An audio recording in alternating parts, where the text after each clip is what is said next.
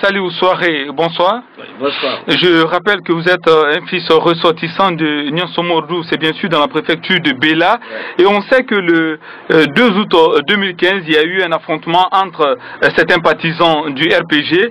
Ouais. Ces affrontements se sont soldés par la mort de 3 personnes. Ouais. Il y a eu beaucoup d'arrestations, il y a eu des dégâts matériels. Ouais. Aujourd'hui, où en sommes-nous avec le cas des gens qui ont été arrêtés? Ok, monsieur le journaliste, merci. Excusez-moi de planter un peu le décor de la situation. Depuis le 2 août 2015, il y a eu un affrontement dans la sous-préfecture de Niansomordou, préfecture de Béla. Un affrontement qui a opposé, n'est-ce pas, deux fractions de RPG, une nouvelle sous-section qui a été créée et imposée à Niansomordou par le secrétaire fédéral du RPG de Béla à la personne de M. Fumba Kourouma. Donc c'est au cours de l'imposition de cette nouvelle sous-section RPG qu'il y a eu un affrontement entre les deux fractions et il y a eu, n'est-ce pas, des morts, 3 morts, dont M. Mamadi Souaré, M. Abdoulaye Donzo et son fils qui a été, n'est-ce pas, tué dans sa case, une case brûlée, et aussi des dégâts matériels vraiment importants. Ok, justement aujourd'hui, où en sommes-nous avec les arrestations? Parce qu'il y a eu des personnes qui ont été arrêtées. Est-ce que ces personnes sont toujours détenues ou bien elles ont été transférées devant les tribunaux pour être jugées ou bien ces personnes sont libérées? Merci. Donc, les arrestations qui ont précédé d'ailleurs cet affrontement, cette arrestation a été arbitraire. Parce que c'est le préfet lui-même qui est venu au village dans les environs de 19 h comme ça. Il a arrêté lui-même 3 personnes, il le met dans son véhicule de commandement et puis il les amène à Béla et il les emprisonne. Et aussi la gendarmerie a commencé à arrêter, n'est-ce pas, des personnes. Mais ce qui a inquiété les gens et ce qui inquiète beaucoup les gens, c'est que les arrestations sont orientées, n'est-ce pas, contre seulement les membres de la sous-section reconnus et légitimes du village.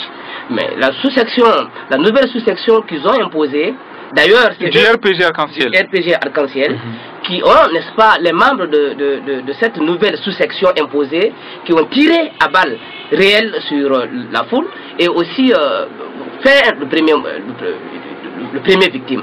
Ils ont tué en première personne, mais aucun membre de cette nouvelle sous-section RPG n'est inquiété, n'est arrêté, personne n'est en prison. Sauf les membres de la sous-section RPG.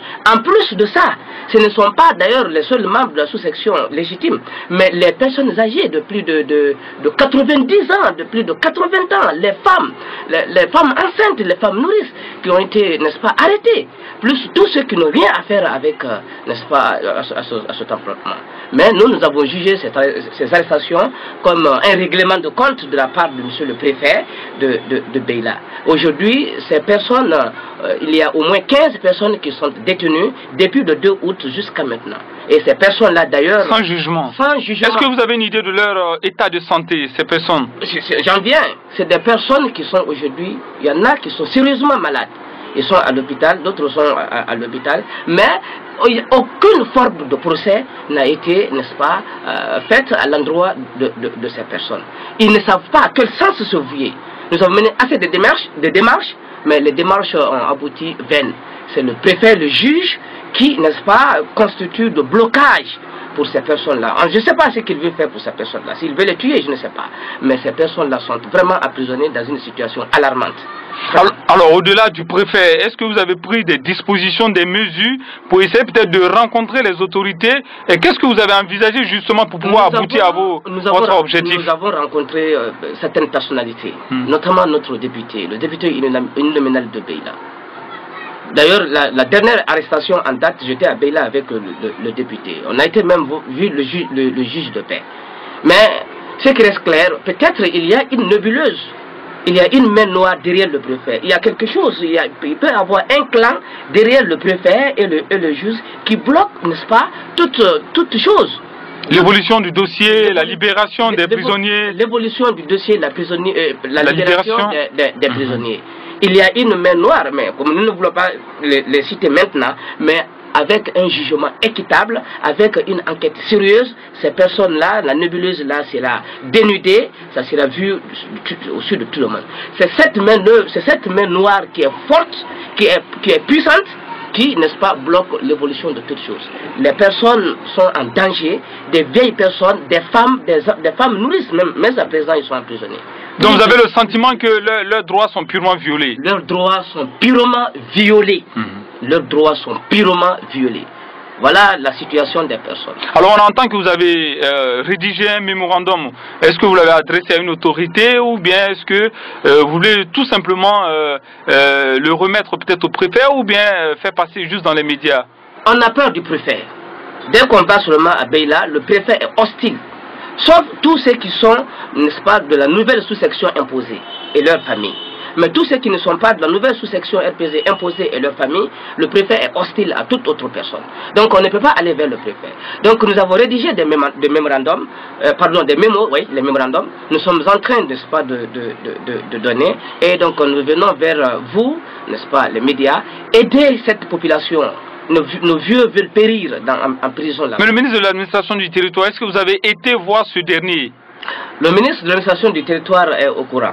Mais je crois que c'est cette main noire qui est derrière cette affaire qui ne dit pas la vérité. Mais vous faites allusion à qui quand vous parlez de main noire? C'est le préfet toujours ou bien c'est... Le préfet, il y a un clan à Beila. C'est ce clan-là qui capote tout l'intérêt de Beila. C'est ce clan-là que nous soupçonnons derrière. Et c'est un clan qui est puissant, ça contient des administrateurs, des cadres qui seraient même ici. Donc voilà, ces personnes-là, nous les soupçonnons. Donc ils ont assez de relations, ils ont de l'argent, donc ils contactent vite des personnes pour leur mentir. Et malheureusement, nous à Nion Somodou, on n'a pas un cadre dans l'administration, même un simple professeur, on n'a pas.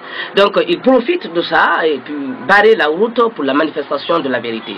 Donc nous demandons qu'une justice vraiment équitable soit faite pour que ces personnes-là, c'est des Guinéens, ils ont trop souffert, ils sont malades à l'hôpital pour qu'ils soient libérés à la suite d'un jugement équitable.